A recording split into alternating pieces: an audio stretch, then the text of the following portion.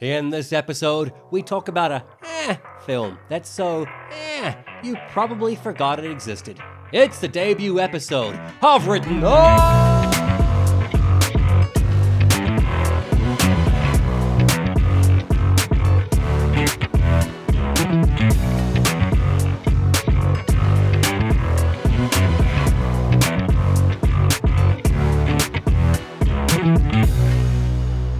Kia ora, konnichiwa. Hey, you! How's it going? You right? You coping? Look, however it's been, I hope you're good. This podcastery you're listening to is called Written Off, a screenplay, movie kinda podcast. And I'm your host, Bradley Freeman.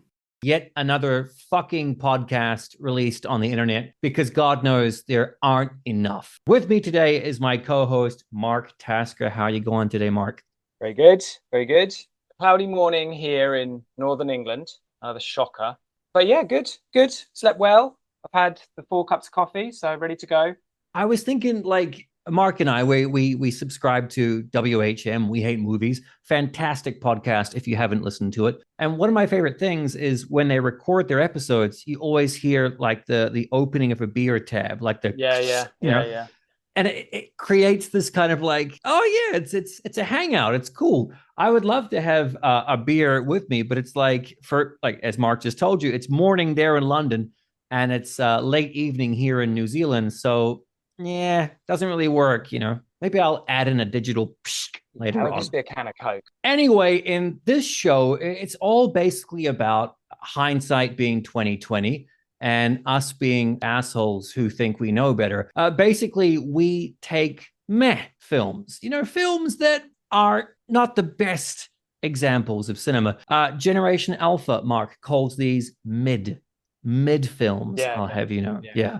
I was thinking of calling it, the mid cast, but I didn't want I didn't want A judgment on our performance. Yeah. Exactly, which is going to happen because, frankly, we deserve it. But anyway, what we do is we take movies that perhaps just a little bit more secret sauce, a little bit more of this and that, could have taken this perfectly movie and pushed it up to, that was pretty good. I don't know if it's hopeful thinking or not, but hey.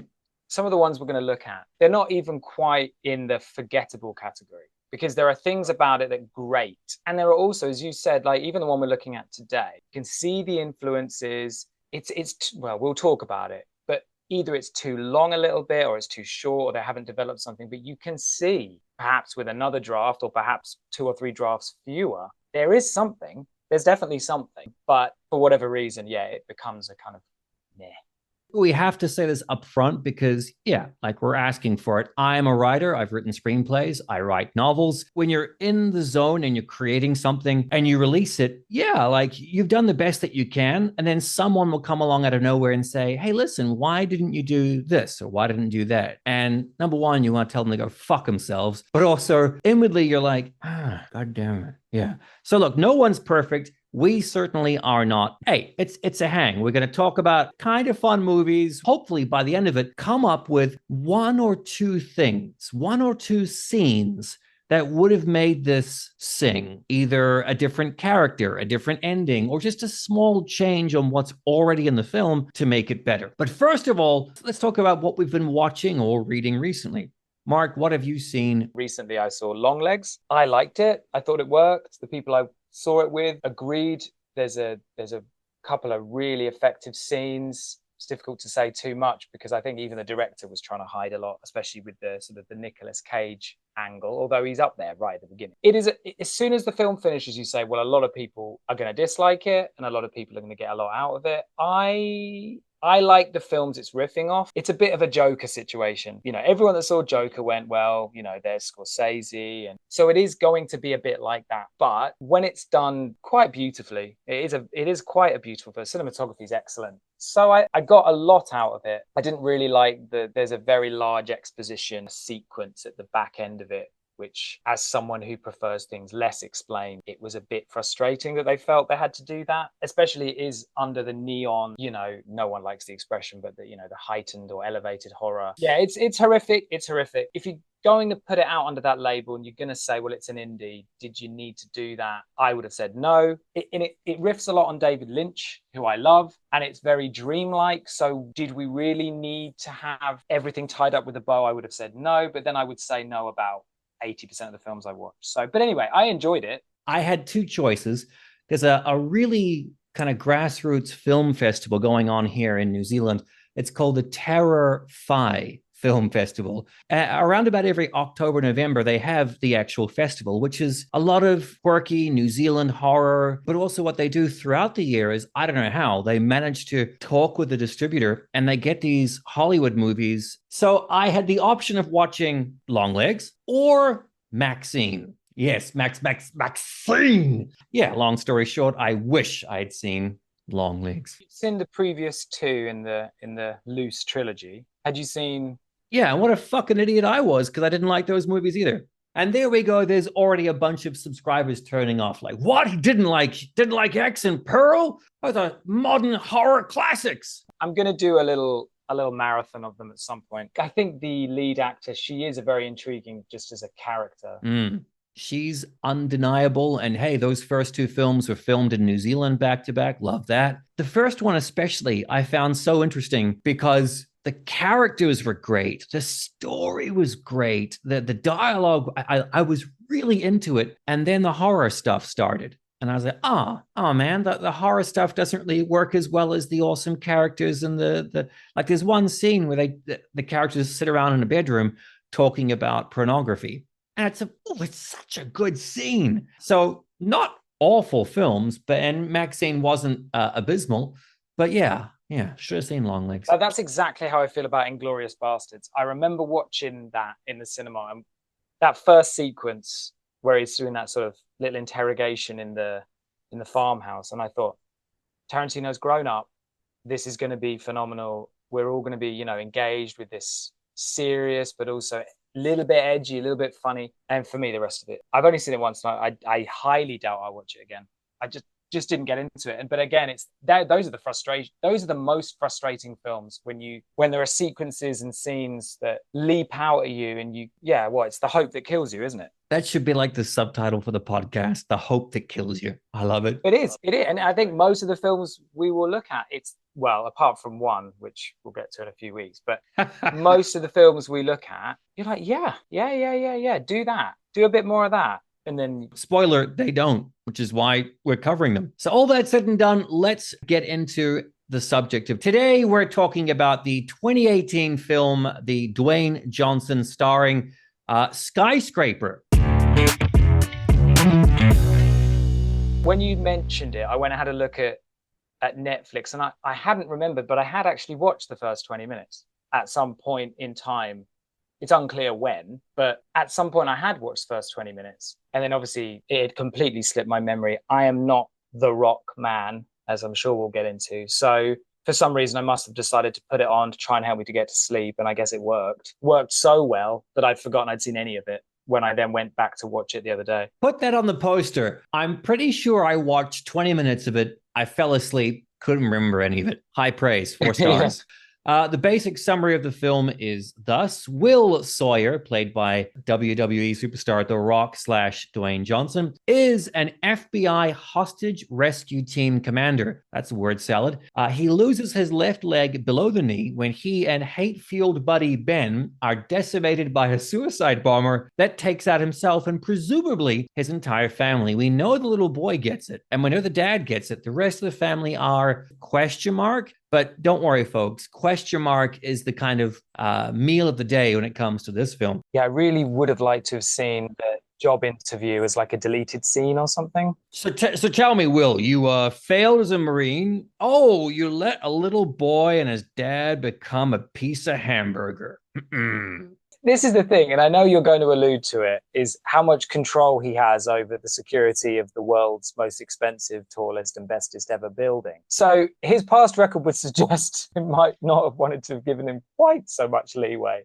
Years later, Sawyer is a security consultant recommended by seethingly disgusted Buddy Ben to review the security for the world's tallest skyscraper, Hong Kong's 3,500 feet, 225 floor tower, the Pearl, for billionaire owner Zhang Longji. Sawyer is joined by his wife, Sarah, and their two little kids staying with him inside the Pearl. It's not super clear in the movie. Like, there's a moment I'm like, wait, are they living there or not? Turns out the film's trailer has the shot of them living there happily and the line, "We live here." Oh, really? So you're fucked if you didn't see the trailer. Sawyer meets with the big guys to inform them that, hey, the security tests, they're all good to go. Yeah, this like giant obnoxious skyscraper in the middle of Hong Kong, totally safe. No one is ever going to die in this building. No, absolutely, yeah. But hey, I just have to do one last security check at the offshore facility center thing. Zhao was like, I like the cut of your jib, son. I'm going to give you a tablet that has complete access to the Pearl.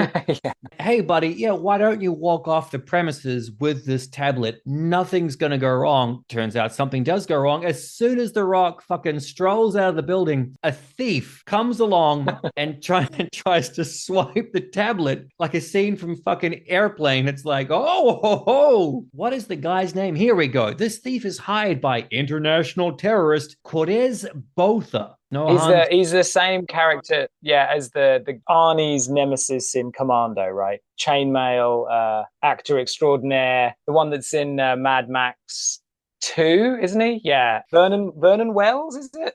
Oh, nice pull. Well done. Yes. Sawyer and his noted bile pit buddy Ben start to fucking punch each other out. Meanwhile, Botha and his team break into the Pearl and start a fire on the 96th floor, just a few floors under Sarah and the kids. And they're going to smoke out that billionaire because that's a plan that is going to work. We'll get to it, but there's that MacGuffin, what is it, diamondy thing that sort of comes up later, and how many subplots and red herrings, and it's so overstuffed. You've done a really good job summarizing it, because honestly, where do you even begin? He's being very, very sweet. I've tried to record this a couple of times because as soon as I try to explain the story for this, I get carried away with either just swearing my ass off, but basically our lead character has to get back to the building and also save his family. Meanwhile, the police are after him, which is very, very hand-waved, like, oh yeah, the police are after him, but really only two policemen in all of Hong Kong. Until he looks cool, and then they're not after him anymore. To be fair, I get it. Like, if I tried to arrest Dwayne Johnson, I'd be like, come here, buddy, can I squeeze those muscles? Yeah, it wouldn't work for me either. We're skipping ahead, but there's a lot of scenes of TV crew, because the TV and does a lot of the exposition and does a lot of the hard work. So the TV crew are filming him in incredible close-up detail, so everyone on the ground can see exactly his emotion. But yeah, from that point on, those two kind of stoic police people, who are obviously only allowed to film in one set,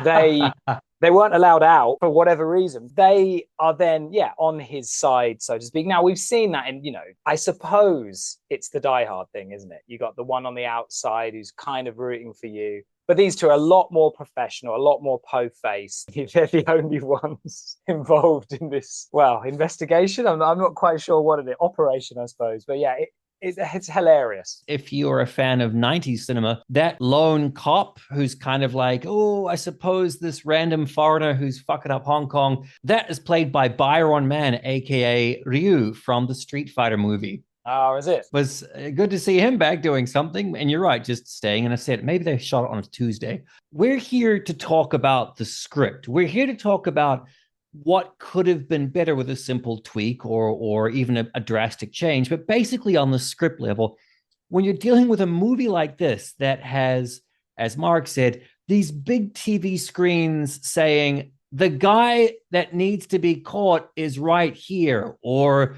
a ton of view screens saying the fire is on this level, or like unlock, it's just the amount of stupidity thrown at the viewer every 5 minutes. It's as though they expect the cinema to be full of attention deficit disorder. So you have to keep notifying them every 5 minutes. Here's this thing. This is important. It's flashing red. It's a little bit the video gamification as well, isn't it? So you've got to have the thing on the screen like you would in a video game, right? this is at this point, you've got to do this now. There's a red signal, which means the character's going to do this. So it's almost like you see that a lot. We'll maybe talk about it in a future episode, but the impact of modern video games on films, because the industry knows that the games pound for pound are making a lot more money than films. True. So they're thinking, well, what can we quote unquote learn from that, and how can we bring that over into a film like this? Because if you think about it, it's so overstuffed and so complicated. And I was like, well, why is that? But that is because that's how one of those kind of big budget AAA video games are. So in a way, it's sort of that format. For this movie, let's start off by being fair. What does work about Skyscraper? What actually is effectively written or decided, or what works for the viewer?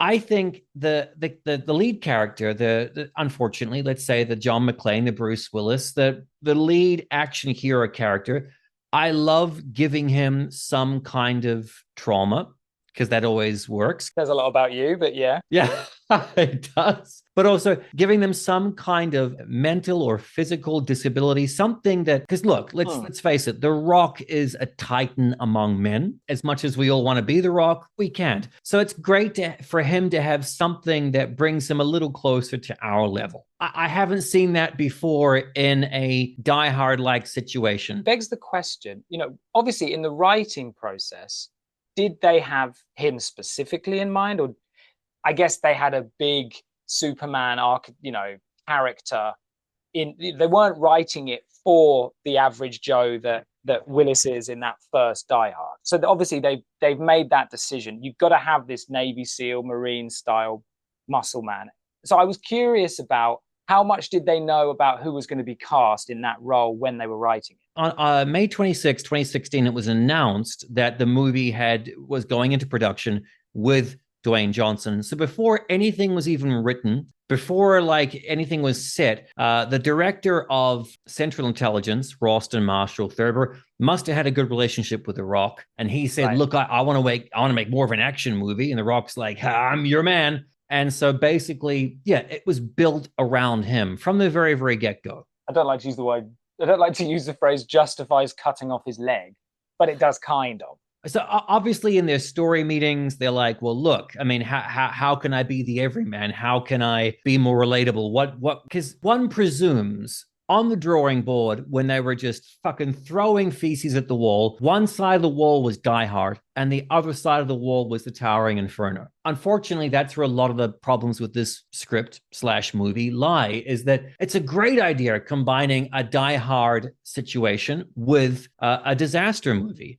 It's great, but all the choices that they made work opposite to each other, unfortunately. On a story level, it's great having your action hero makes them unable to snap 800 nicks in a single bound, that kind of thing. So I like that element. And even though it loses its way half the way through there, I like the idea of the shit goes down and the lead character has to get back to his family. It pretty much always works, yeah. Yeah, it always works because, number one, you have something to cut away to. So while he's going through his ordeal, like he's running away from the cops or he's trying to get in the building, you can cut back to the family going through, their ordeal as well. And that works. That's tried and true to kind of have an A and a B storyline going. So here's a quote. I like the disability and I like that he's got to get back to the family. What about you? We'll talk about the writing. So at the moment, we're talking about the structure, the narrative, and how the parts connect together. And look, it is written to within an inch of its life. Nothing is thrown away. Every line, everything will come back later. The obvious one is turning the phone on and off again. Everything you hear, almost everything, is going to be called back later. At the end of the day, you have to compliment. There aren't a lot of loose ends. Almost everything in that script connects to something else within that story or that narrative or that plot. I personally think it's really insulting to the audience on one level, but on the other level, he must have really spent a long time over, I've got it right. So they're going to solve it by rebooting the tablet or whatever it was. How can I but I need to have Neve Campbell involved in that. So I know, I can imagine him writing it. And he has done quite a good job of putting the pins on the board and then drawing the lines between them. That element is quite impressive, and I don't watch, you would say, obviously, I don't watch this kind of film as often as you do. But obviously it's way too overstuffed. And I want to ask you a question at this juncture. As a writer, can you write chemistry? I say yes. What I would do is I would write scenes with cute, snappy chemistry, kind of meet cute kind of lines, just stuff to get the audience smiling. And then on the day, on the set with my actors, and that man is walking charisma. Nev Campbell knows what to do. She can turn that on. So I would say, guys, here's the script. Do it. We've got 2 hours. Let's make it better. All right, let's do another one. Let's try this. Let's try this. And just iterate. The big explosions, you cannot iterate. That's going to require setup time, lighting, XXXX. But basically, their cute scenes are done in a flat hallway with a window behind them. So yeah, my answer is you can write chemistry, but you better be ready to, ad lib and make the most of it on set. I think because he's got his hands on every lever, like it's incredible he's had that much control over that film. Me and my friend yesterday were brainstorming who has The Rock had chemistry with. And we came up with Kevin Hart and probably Emily Blunt. Not a great film, but probably Emily Blunt. He's very charismatic, but it's all charisma that he generates by himself, for himself, with no need for any others to contribute. I think others can't penetrate his charisma wall, I think. He's weirdly defensive of that somehow. I don't know. I don't want to say he's not allowing sort of others to take any of the shine off him, but he's a father in real life. We believe he is. But the interaction with those kids it's like he's never seen a child before. That's what I couldn't really. And I was thinking, if I'm the director, as you say, writer, director, producer, bin man, whatever else he was doing, how has he not been able to engender, I don't know, Dwayne, imagine they're your children. Do you remember when your kids, there's nothing there. There's nothing from his side. And Nev Campbell, and the thing is, the problem is. Mark's being attacked by cats. Yeah, sorry. I'll be able to sedate him with mild petting. Right, sorry, carry on. So there's the scene at the beginning of the movie, I think it's about 10 minutes in, where Dwayne Johnson cannot tie a tie. And so Nev Campbell comes across, gives some forced intimacy. And here comes all the spiel, like, oh, you've been doing such a good job. You're ready for this. All the character spiel to inform the audience. Here's what this character's about. Here's what that character's about, is what you're talking about, right? And obviously the directors thought, we've got to split them up soon. Let's try and get that chemistry. We're going to have to get it now. We haven't got long. It's not a brilliantly written scene, but I think if there were a connection between the actors, then the writing fades into the background. I mean, I was talking to you earlier about Sandra Bullock in Speed. I don't think that dialogue is very well written, but she makes it work. Yeah. And I think here it doesn't look like they've ever met before. It honestly looks like 2 minutes before, Dwayne, this is Nev, this is Dwayne.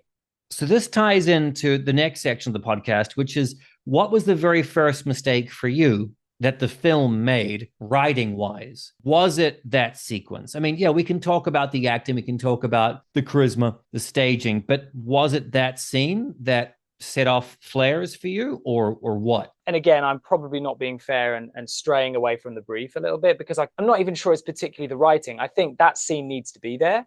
And I think if that scene is done well, then you're up and running. I just think it's done really badly. That would be my only complaint. Now, again, it's you watch it and you think, I personally, again, go back to there's no chemistry whatsoever. So, which is hence why I asked you the question about writing chemistry. Obviously, we do have to talk about the preceding and the initial sequence, the incident, as I'm sure Dwayne refers to it in the film, that sets up what you think is going to be the frenemy antagonist character, the yin to the Rock's yang. I don't dislike that. I think if you go in the cheesy route, I quite like that. I think it's worked in lots of films in the past. So I didn't mind the opening. I mean, I don't like the police radio doing all the exposition work, but it doesn't matter. That as an idea, and even the next sequence as an idea, it's fine. I wouldn't say they're the mistakes. So you're talking about the opening of the film, which has Dwayne Johnson rappelling down a cliff face to stop this dad who's wired himself up and is going to blow up A, his house, B, his children, and C, his wife. Meanwhile, we've got his best buddy, Pablo Schreiber, as Ben Gillespie, who, yeah, I'll bite.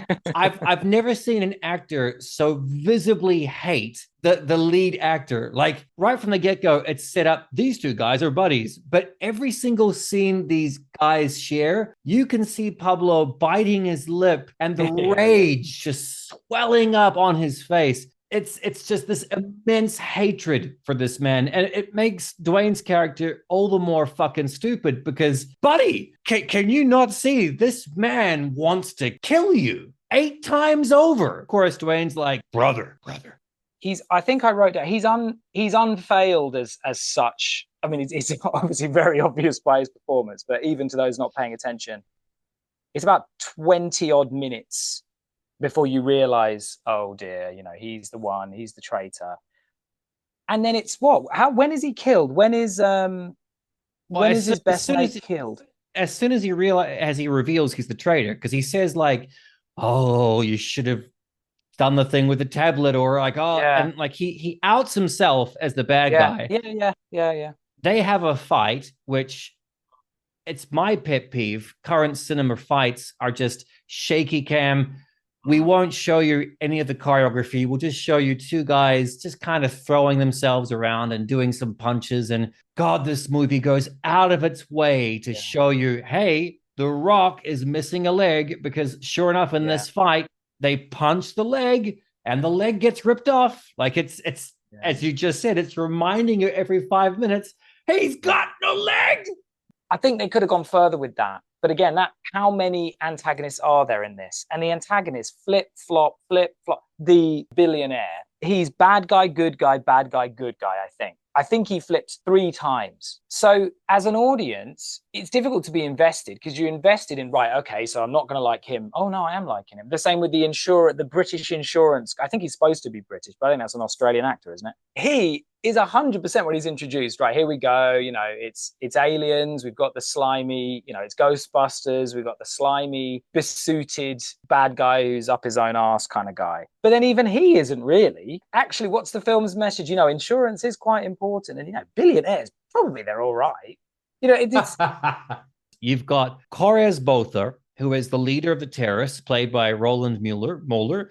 You've got, Noah Taylor as Mr. Pierce, the insurance executive. You've got Hannah Quinn-Livin as Zia, which is Botha's henchwoman. Doesn't really say much, just is the stereotypical Asian, kick-ass, deadly, icy killer.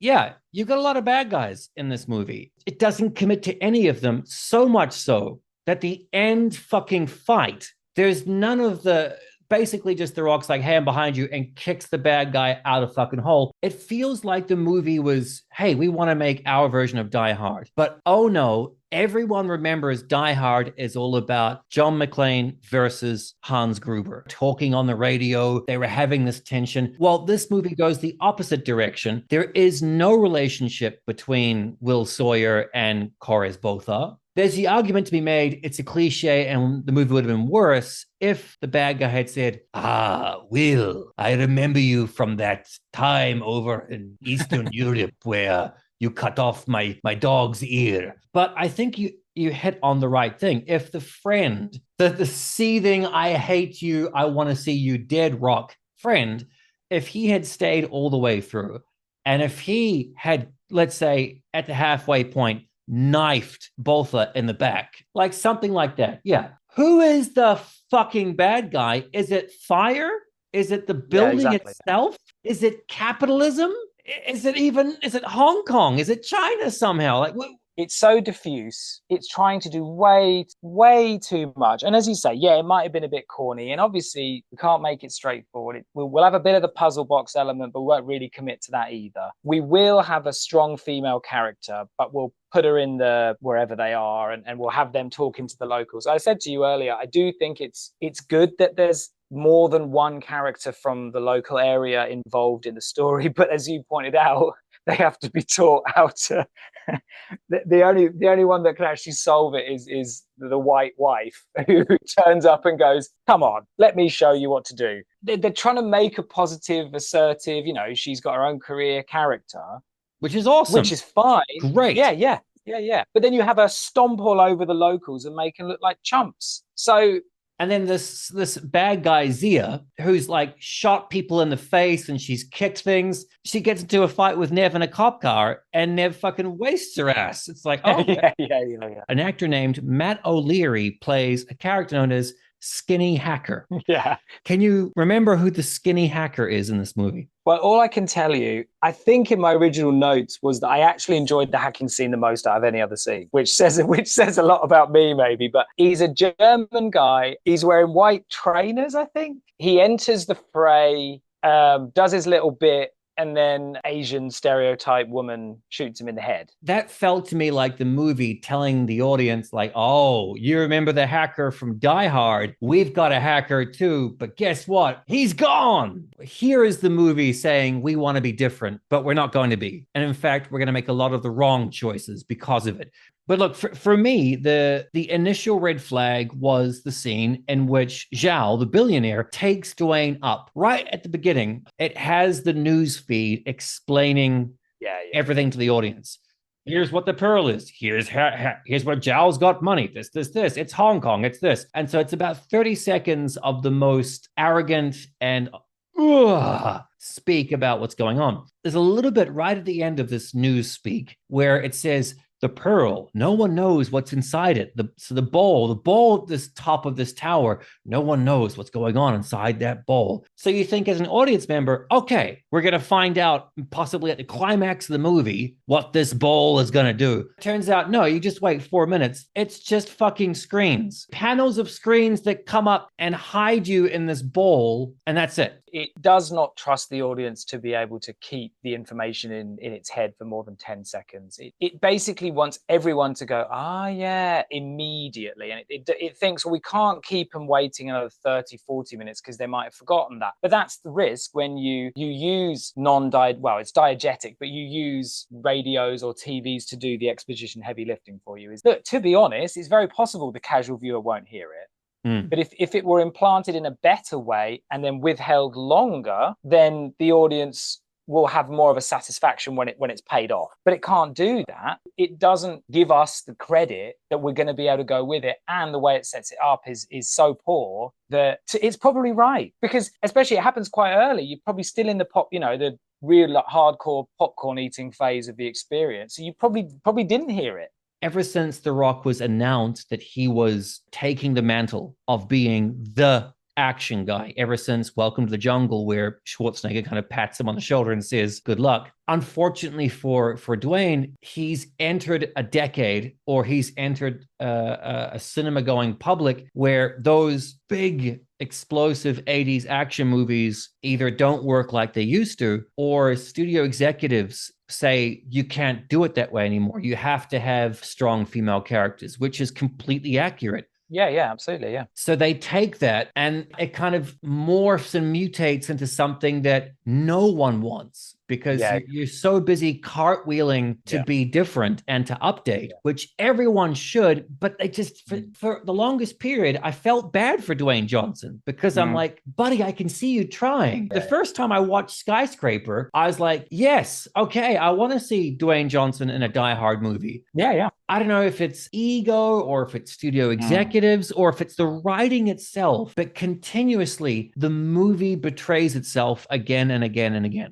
It is such a blancmange. It does not end to a kid. It's so unsatisfying. You're never emotionally invested with anyone. I mean, we're not going to pick on the kids because they're kids, but why does the kid have to have asthma? What does that add to anything? And then the sister has to go, isn't it? I think the sister has to go, the brother has to, they have to be separated for about 3 seconds to add that extra layer of jeopardy. And it's like, really, really now, let's focus in. You're quite a long way into the film. At this point, you can't be doing that. It should have streamlined by now, but it just never does. And the parachute subplot, which never comes to anything. That section with Neve Campbell and the 2 kids, it felt like a level in a video game where your character starts at the bottom of the map. The game shows you've got to get all the way over there. But Jesus, you're going to have to jump some platforms. Like, oh no. You could just tell it's just busy work. But obviously, when it's a video game, you yourself are overcoming that challenge.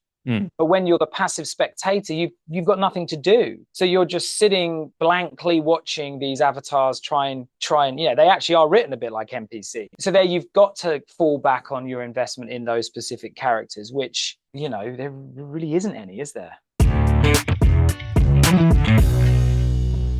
jumping in here to talk about my not-so-debut novel, Momo Matsu, The Director's Cut. Picture this. The setting is Tokyo, Japan.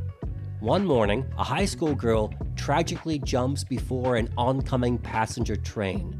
Thinking the worst is over, train driver Matsumoto returns home to find the very same girl waiting for him with a smile on her face. Her name is Momo. Now, the unlikeliest of partners must learn to work together, face a terror beyond imagination, and maybe, just maybe, become friends. Because for Momo and Matsu, not only are lives at stake, but their very souls. This book is a little different from my other stuff in that, sure, it's still genre fiction, and yes, there's a bunch of supernatural stuff in there with some cool monsters, but at its heart, it's a sweet, kind, hopefully, you be the judge and let me know, and heartwarming story about the friendship between an old man and a teenage girl. It's about how regret can sometimes be the worst monster of them all, or at least the ache and guilt that eats at you. I wrote this book years ago, years before I became a father, so the reason for the director's cut of it all is because I felt I could do more. More could be said, or at least things could be said with more truth, more life, now that I'd been down the road some. Of course, me being me, I couldn't help myself, and while you've got better dialogue, all new chapters, and better characters, yeah, you've also got more supernatural shenanigans, more lore, more Easter eggs for those who read my other books. So it's a layer cake. You've got your sweet, gooey center, and on the outside, well, you have monsters wearing hoodies. Read the book, it'll all make sense. Available September 22nd, 2025, or if you're listening to this episode in the future, then it's available right now on Amazon in ebook, hardcover, or paperback formats. Or jump on over to my website, bradleyfreeman.net, and you can order a signed paperback copy. I'll write something in there based on what you want. Could be for a loved one, could be for yourself. Either way, it's a good time, and that's my Bradley guarantee. What the fuck does that mean? Momo and Matsu, the director's cut. From me, one half of this podcast. All right, guys, back to the show. This leads us to the next section of the podcast, which is, why do you think they made the story choices they did? Yeah, because usually I would say outside influence, perhaps, other writers entering the room, we'll talk about rewrites, obviously, with other films maybe, but someone else has come along and said, yeah, but we've got this, I don't like the expression, we've got this box to tick, or yeah, we've already seen that. We don't want people to say this is just pure derivative. And that's, one thing we were talking about Longlegs earlier, that does get accused of doing. And funnily enough, even though I liked it, I can see why. So usually I would say, well, someone else has come along and added their 10 pence worth and said, right, in this case, maybe The Rock has had some kind of influence. It's very difficult to say, because it does feel like this is a rare opportunity where a writer, director has had that level of control themselves, and yet it's fallen off a cliff. Another of Johnson's movies, Rampage. I don't know if you've seen it or not. I have actually, yeah. I like the video game. So at the end of Rampage, there is, when the ape, the monkey gets big, he has his big ape fight, and then he gets hurt. And for a moment, the audience is led to believe that this monkey has died. In the press rounds for that movie, either an interview or something, I remember reading that Dwayne, he basically said, well, look, they wanted to kill the monkey, but I told them people are going to come to a Dwayne Johnson movie and they're going to expect this. They cannot have that in my movies. The monkey must live. So I imagine for this movie, it was a lot of the same. My wife has to be a very strong, independent female character, which is great, but they didn't give her anything to push that engine forward. She's a surgeon. And I liked when the fire started, she was doing really smart things like putting towels down and things like that. But it's not as though her surgeon skills came to good use throughout. Yeah, they pulled that job out of the brain surgeon or rocket scientist pile, didn't they? And they went, we'll go for that. But again, if I'm crediting the writing, it does link into, well, she's got that relationship. By the way, it's a real questioning of professional standards if the surgeon ends up marrying the patient. I'm not entirely sure that should be. Oh, come on. If The Rock or Neve Campbell were on your operating slab, you would be like, by the way, here's my number. I saved your life. I don't think the writer really knew where he was going. And he will say, well, I've kept Neve Campbell in the whole thing. And remember, she does save the day at the end. It is not workshopped. It's not thought through. It doesn't really have a female voice, an actual real female voice involved in the production. So it does feel a bit like a man is writing what he thinks the female would be in this situation and how he thinks the natives would react. I think its heart is in the right place, but I think it's just trying to do way too much. It's quite a long film, actually, but it's trying to do way too much.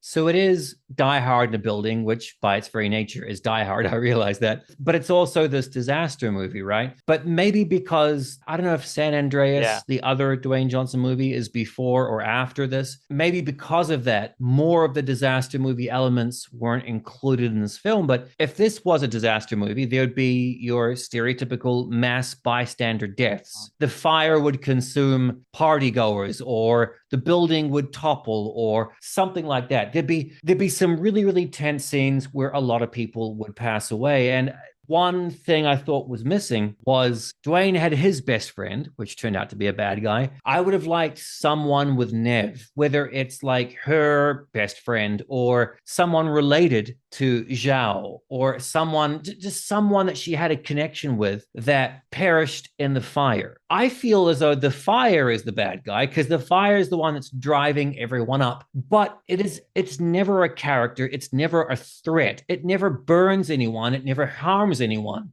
By that nature, we're not shown the threat to be an actual threat. If it had claimed someone, or if they made it more of a character, I always think of Backdraft. And I don't know if you remember it, but in Backdraft, they gave the fire a sound effect and they shot it. So in some scenes, it looks like a snake, which is outlandish, but it made the fire a character. And in this, it's all just CG. It's all just look at everything on fire, but it's never interacting with anyone. It is never a threat. I do like The Towering Inferno. I think it's a classic disaster movie. One quote from the movie that's always stuck with me is Steve McQueen's character says, "There's no surer way for us to fight a fire in anything over the 7th floor, but you guys just keep building them as high as you can." Just that line alone, transcribed onto a feature-length modern-day movie, would have been terrific. Instead of The Rock trying to stop terrorists, what if he was just trying to stop the fire floor by floor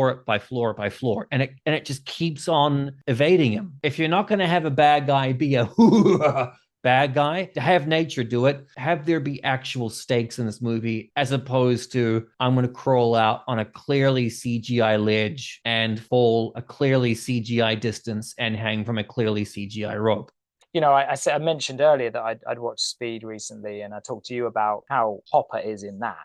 So you've got either the Hopper, or you go the other way with, no, it's nature, or it's this element. And I think it's trying to do both, and it ends up doing neither.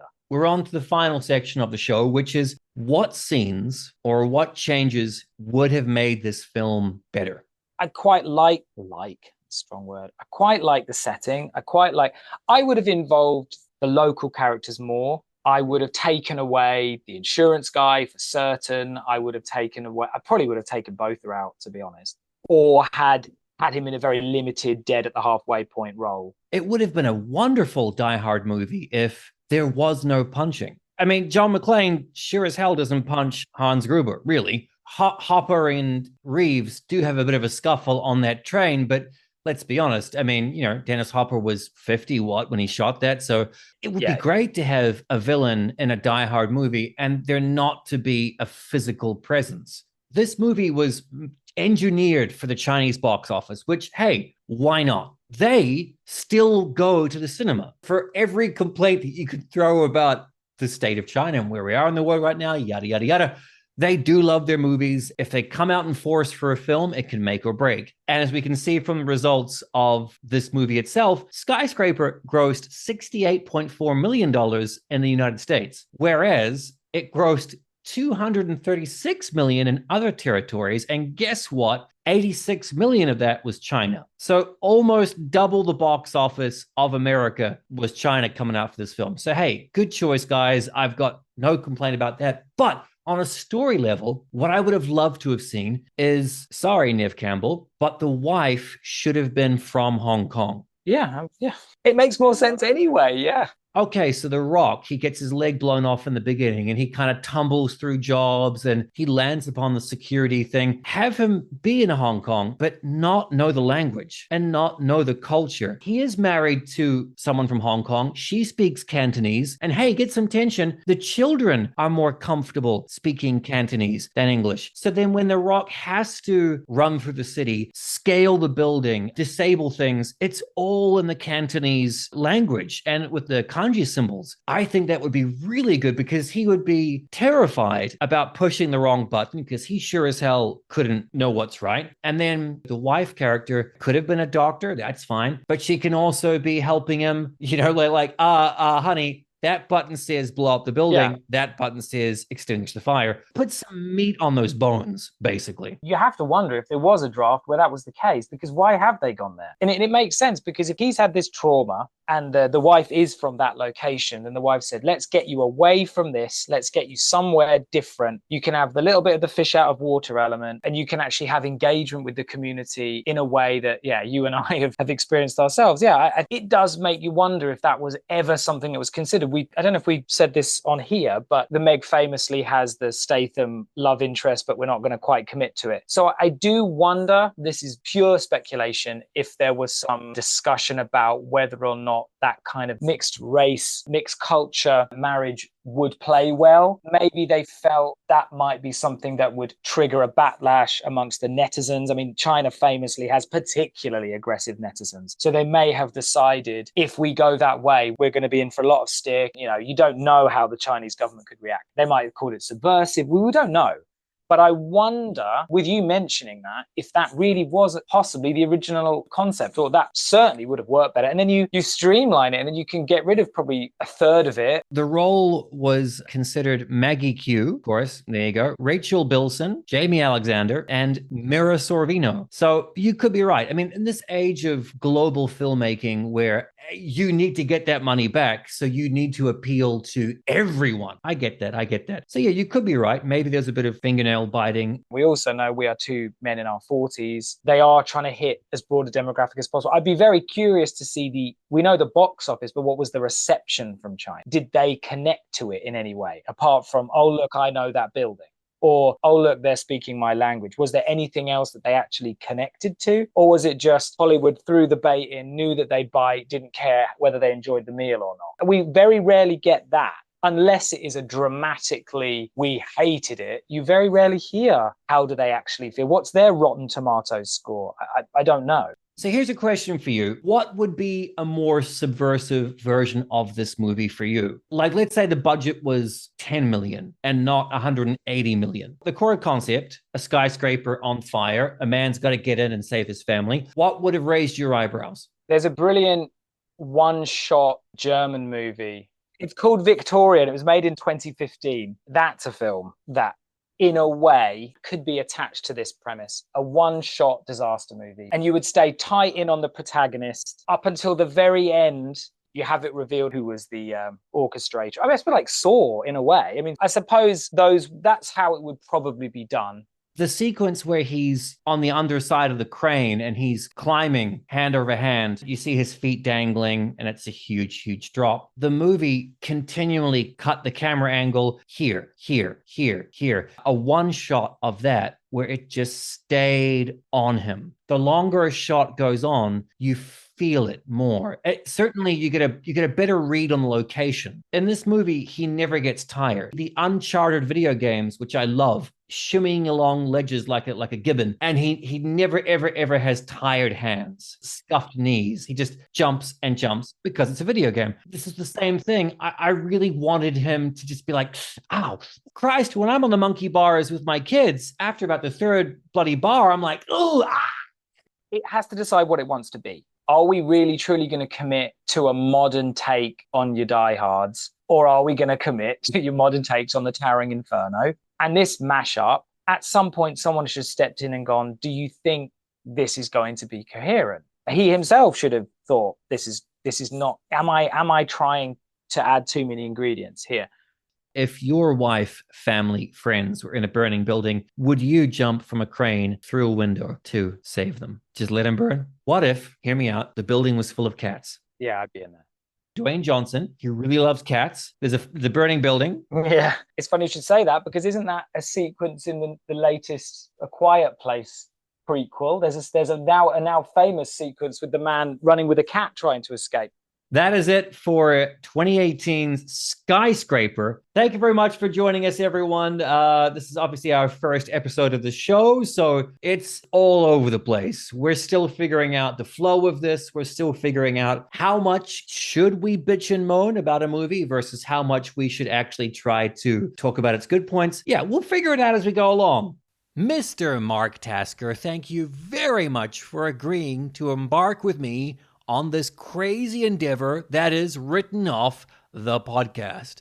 And you, listener, buddy, pal, friend, mate, thank you for coming along with us. For those interested, I've left a little bit on the end of this episode, kind of pulling back the podcast curtain a little bit, where you can hear our reactions right after we'd finished recording our very first Written Off episode.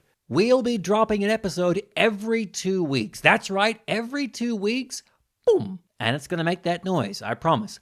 Boom. A new episode will be waiting for you, ready and willing for that download. Now, I know what you're worried about, because I've been there too. You start following a new podcast. You really enjoy it. You get used to the flow. You get reliant upon its schedule. It's awesome. You're all buddy-buddy with this podcast. It couldn't be better. And then suddenly, it all stops. Where are the new episodes? They're not coming anymore. What about the social media? I've checked. There are no updates. What's happened to my beloved podcast? How will I live? Well, you ain't got to worry about that. We've already recorded a bunch of episodes. Folks, you are in good hands. If you want to jump in with this pack of idiots that we are, find us on Instagram at WrittenOffPod. I always put a post up for every single episode. So if you want to tell us how that particular episode was, or you want to suggest some changes, or recommend another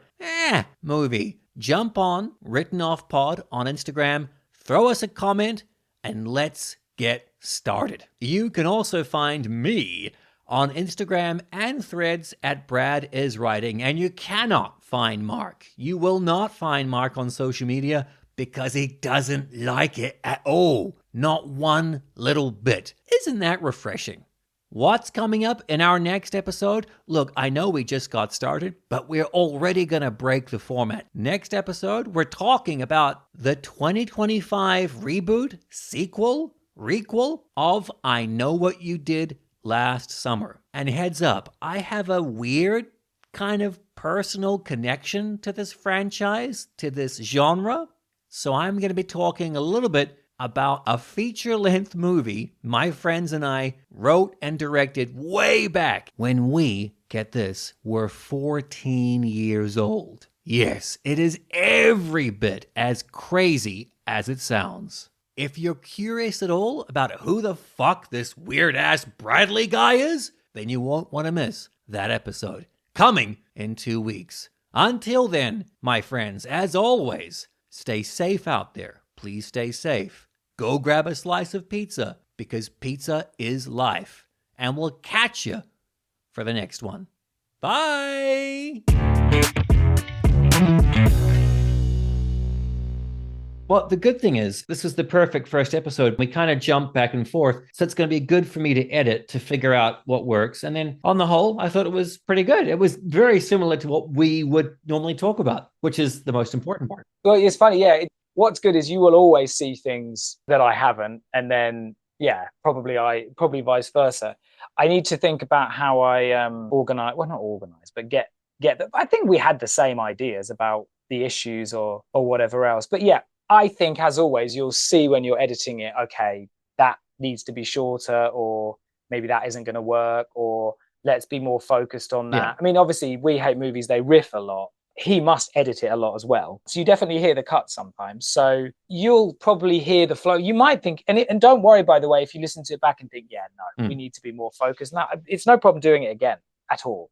So just don't ever think you can't say that, because I'm not going to be offended. Let me edit it, see what it sounds like, and we'll go from there. Thanks for the hang.